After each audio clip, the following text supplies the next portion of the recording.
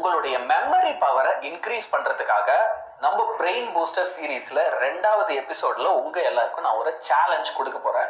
So அந்த challenge என்ன அப்படின்றத நான் ஃபர்ஸ்டே உங்களுக்கு அழகா எக்ஸ்பிளைன் பண்ணிடுறேன். இன்னைக்கு ஓகே, நம்ம எக்ஸாம்ஸ்ல இந்த ஷார்ட் ஆன்சர்ஸ்லாம் நிறைய வாட்டி படிக்கிறோம். அதுல நிறைய குட்டி குட்டி குரூஷியல் வேல்யூஸ் எல்லாம் இருக்கும். Directly proportional, inversely proportional, square of the distance, இந்த மாதிரி நிறைய வார்த்தைகள்லாம் நீ பார்த்துறப்ப நமக்கு நிறைய நேரத்தில் அந்த வார்த்தைகள்லாம் மறந்துடும். எக்ஸாம்ல எழுதும்போது அந்த ஒரு வார்த்தை ஞாபகம் வராது, அதனால ஸ்டக் ஆகி நின்றுடும். கரெக்டா? ஸோ உங்களுக்கு ஹெல்ப் பண்றதுக்காக நான் இன்னைக்கு என்ன செஞ்சிருக்கேன் அப்படின்னா, உங்களுடைய சிலபஸ்ல இருந்து ஒரு சில கொஸ்டின் ஆன்சர்ஸ் எடுத்து அந்த கொஸ்டின் ஆன்சர்ஸ்க்கு ஆன்சரையும் நானே பிடிஎஃபா உனக்கு கொடுத்துருக்கேன். இது எங்க சார் இருக்கு? இப்போ இதுக்கான ஆன்சர் எங்க இருக்கு அப்படின்னா, டிஸ்கிரிப்ஷன்ல நான் உனக்கு கொடுத்துருக்கேன். அப்படி இல்லைன்னா ஃபர்ஸ்ட் கமெண்ட் பார். என்ன செய்யணும், நீ ஃபர்ஸ்ட் கமெண்ட் பார். இதுல உனக்கு கொஸ்டின் வித் ஆன்சர்ஸ் பிடிஎஃப் கொடுத்துரு. இப்போ இதை நம்ம நிறைய வாட்டி படிச்சிருப்போம். நான் இந்த மாதிரி நிறைய பிடிஎஃப் கொடுத்துருக்கேன், நீ அதை டவுன்லோட் பண்ணி படிச்சிருக்க இல்லையா? ஆனா என்ன செய்ய போற அப்படின்னா, இப்போ ஒவ்வொரு கொஸ்டினும் நீ படிச்சதுக்கு அப்புறம் அந்த கொஸ்டின்ல இருந்து முக்கியமான வார்த்தைகள் எடுத்து நான் இந்த மாதிரி ஒரு கிராஸ்வேர்ட் பஸ்லாம் உங்களுக்கு இன்னைக்கு கொடுத்துருக்கேன். அதுக்கு நிறைய க்ளூஸும் கொடுத்துருக்கேன். ஒரு பேச்சுக்கு இதெல்லாம் எப்படி சால்வ் பண்ணணும் அப்படின்னு நான் டக்குன்னு ஒரு 2 நிமிஷத்துல சொல்லி தரேன் பாரு. இப்போ நீ அந்த கொஸ்டின்ஸ் எல்லாம் படிச்சதுக்கு அப்புறம் உனக்கு ஒரு கிராஸ்வேர்ட் பஸ்ஸில் இருக்கும். அப்புறம் அந்த கொஸ்டின்ல இருக்கிற வார்த்தைகள்லாம் நான் இந்த மாதிரி ஜம்பிள் பண்ணி க்ளூஸா கொடுத்துருப்பேன். ஒரு பேச்சுக்கு இப்போ யூனிட் ஆஃப் சார்ஜ் என்னது? யூனிட் ஆஃப் சார்ஜ் கூலும் இல்லையா? அப்போ யூனிட் ஆஃப் சார்ஜுக்கு கூலும் அப்படின்னு எடுத்து எழுதும். சரியா?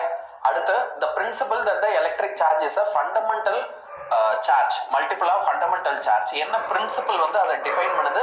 நான் கொடுத்த क्वेश्चंसல பேராகிராஃப் ரீடிங் மாதிரி நீ படிச்சா தெரியும். அதுல குவான்டைசேஷன். அப்போ குவான்டைசேஷன். சரியா? அடுத்து the constant in Coulomb's law related to vacuum permittivity. அந்த டேர்ம் என்ன அப்படின்னா கே என்ற டேர்மை தான் நம்ம அப்படி எடுத்து எழுதும். இப்போ இதெல்லாம் எடுத்து நீ கரெக்டா இங்க ஃபில் பண்ணணும். ஒரு பேச்சுக்கு இப்போ கூலும் இருக்குன்னு வச்சுக்கோ, நீ ஈஸியா கண்டுபிடிக்கிறதுக்கு நானே இதுல உனக்கு க்ளூஸ் எல்லாம் கொடுத்துருக்கு. இப்போ கூலும் சின்ற வார்த்தையில ஆரம்பிக்கணும். அப்போ உன் கண்ணு இங்க எங்கெல்லாம் சி இருக்கு, இல்ல கூலும்ல எத்தனை இருக்கு? 1 2 3 4 5 6 7. அப்போ 7 பாக்ஸஸ் எங்க இருக்கு அப்படின்னு பார்க்கணும். அப்போ CO இது கலர் மாத்திக்க, கருப்பா இருந்தா நல்லா தெரியும். COULOMB கூலும் ஃபில் பண்ணிடலாம். புரியுதா? குவான்டைசேஷன். அப்ப குவான்டைசேஷன்னா நல்ல பெரிய வார்த்தையா இருக்கு. அப்ப குவான்டைசேஷன் எங்க ஃபில் பண்ணலாம் அப்படின்றத அடுத்து நீ பார்க்கணும். அப்ப இங்க பாரு, Q ஓகே UANTISATION குவான்டைசேஷன் வந்துடுச்சு. இப்போ நீ படிச்சதெல்லாம் ரீகால் பண்ண மாதிரி ஆச்சு.